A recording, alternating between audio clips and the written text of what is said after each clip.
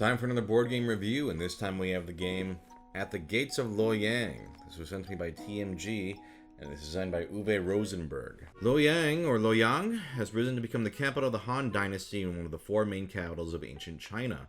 In the booming economic climate, the people of this flourishing city require an improved supply of basic foodstuffs. These are supplied by local farmers who grow wheat, pumpkins, turnips, cabbages, beans, and leeks in their fields. The most successful farmer will be the one who makes the most progress on the path of prosperity within the given time frame.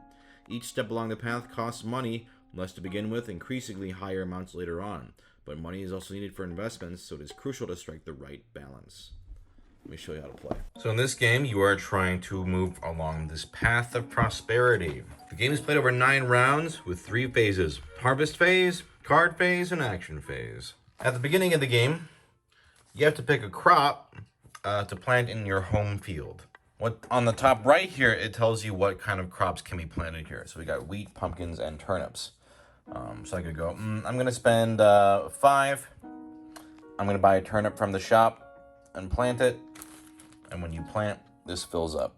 Then in the harvest phase, each player turns over the top field of their field pile. Now this is a pile of 8 field cards. The top deck has 3, 4, 5, and 6 size fields. And the bottom also has 3, 4, 5, and 6. They've been shuffled. So you reveal one at the top.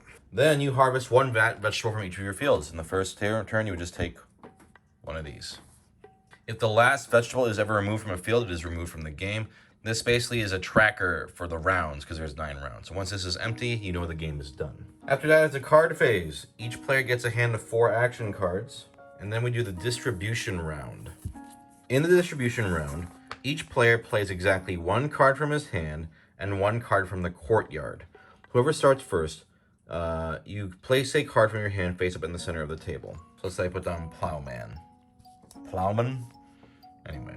Then each player is going to take turns in clockwise order. They have 2 options. You can never pass.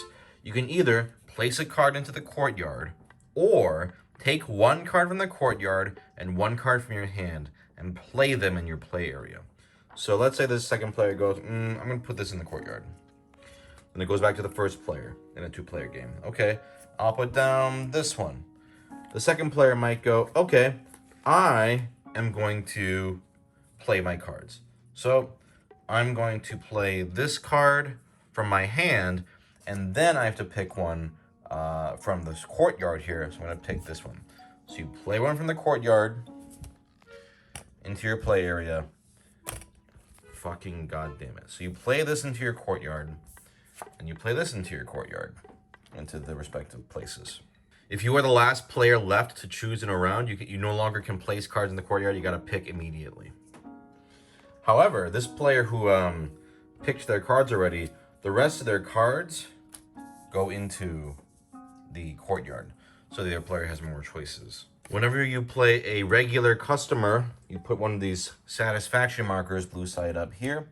If you play a market stall, you have to fill the market with the appropriate vegetables. If you play a field, you got to pay the cost here and play it immediately. Whoever was the last player to play cards during that phase, they get the starting player token for the next round. Then we go on to the action phase, and in this phase, you can do actions in any order during your turn. Basically, you do as many as you want. You can do an action more than once, and then at the end, you store your vegetables and move your marker. And so you just do all your actions, and the next player does their actions. Let's go through all these actions. One of the actions you can do is sow seed. So if I have a turnip, I could take it and plant it in a field. Let's say I put it here. And so I fill it, and then you fill that with turnips. Another action you can do is buy a vegetable from the shop. If I want to buy some wheat, I pay 3 coins, and I add it to my cart. You can also sell a vegetable.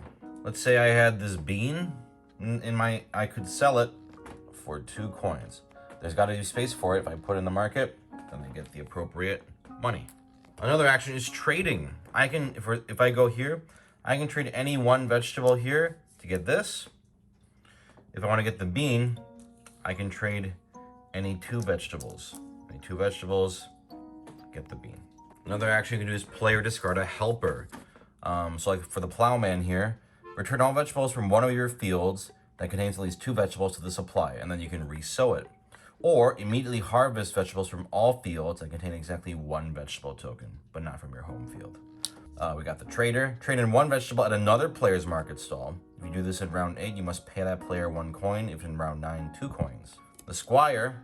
During the card phase, instead of taking 1 card from your hand and 1 from the courtyard, you can take 1 card from your hand and up to 3 from the courtyard. So this one you have to play earlier. You can use a helper's skill or discard it without using it.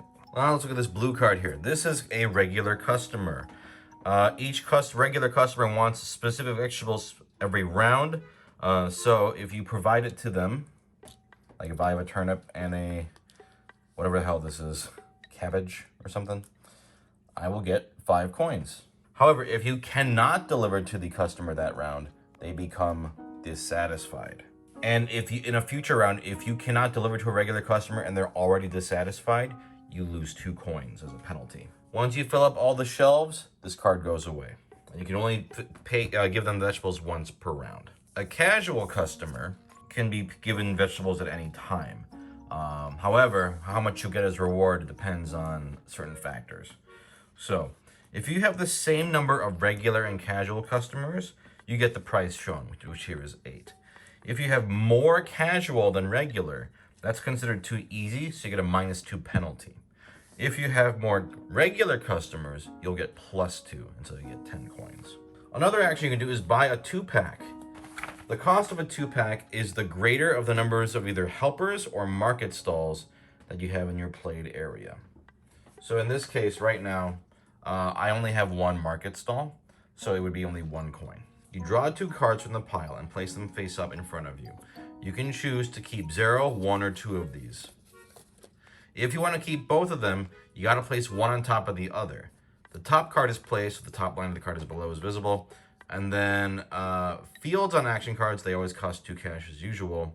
But how the 2-pack works is whenever you place the upper deck of the upper card of a 2-pack onto the discard pile, you must immediately move the lower card to the appropriate place. So that's a way to get more action cards in play.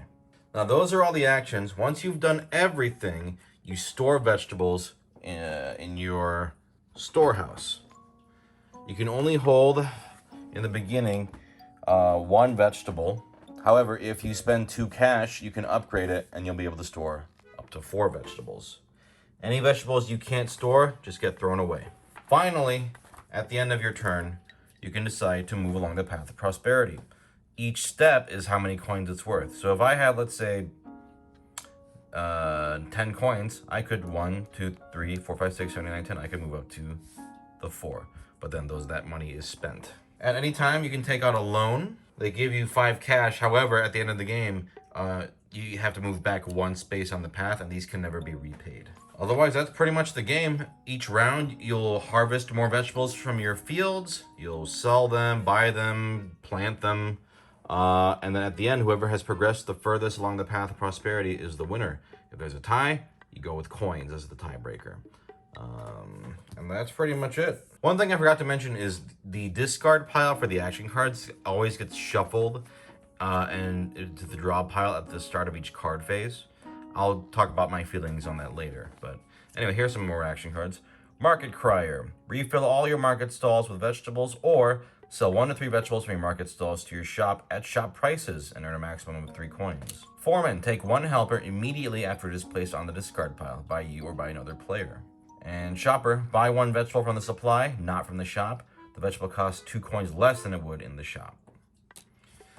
Yeah, otherwise that's pretty much the game. So it's interesting going back to this game after having played other games by Uwe Rosenberg, like Agricola or Feast for Odin. I was surprised the game is actually much lighter than I anticipated.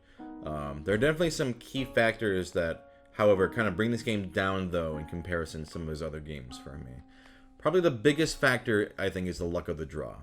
2-player mitigates this somewhat. I actually think this game is best played 2-player. In the 2-player version, you can draw an extra card on your turn when you're doing the card phase, and it gives you more variety. But even then, some of the cards are pretty unbalanced, especially the helpers. That, and because of the rule where you have to play one of the cards you drew initially, if you drew 4 shitty cards, you're out of luck. Like, you are forced to play one of them. And if they drew an awesome card, they're in luck. The fact that the fields you draw are random too is actually pretty frustrating. If you draw a big field late in the game, it's not going to do anything. You may need to plant a certain vegetable, but because you were forced to use the fields you were given randomly in order to just keep up in the game, the fields you draw later may not even be usable. It just seems like a really odd decision. I feel like giving everyone the same fields, while yeah, it makes it less, I guess, less variety, but I think it'd be a lot more fair. The game also has too much downtime for what it is. You are basically playing a solitaire game, but because there are like a few cards that it can interact with other players, you can't do simultaneous play, which would fix the problem. So you just kind of have to sit and watch your opponent go through all their actions, and then you can do all your actions. Why? Also, I just gotta mention the art design of this game is woof. It is it doesn't look very good. That's a whole lot of negatives, but that doesn't mean this game isn't fun. It's still fun, you know, sowing the seeds, growing crops, selling crops, and, you know, making money. I'm not super crazy about the scoring track where you pay to advance, because it kind of takes away from the potential tension of knowing where people stand, like you, or not knowing where people stand. Because you go, oh, they're on 16, I'm on 14. Okay, I know exactly who's winning. And if you get too far behind, there is a possibility you will just never catch up. Overall, while I think the game is actually decently fun, there were a lot of factors that detracted from the experience for me. And I'm usually all in for, like, you know, Euro games like this. There's a little too much randomness and too much downtime for me. So overall, it was okay.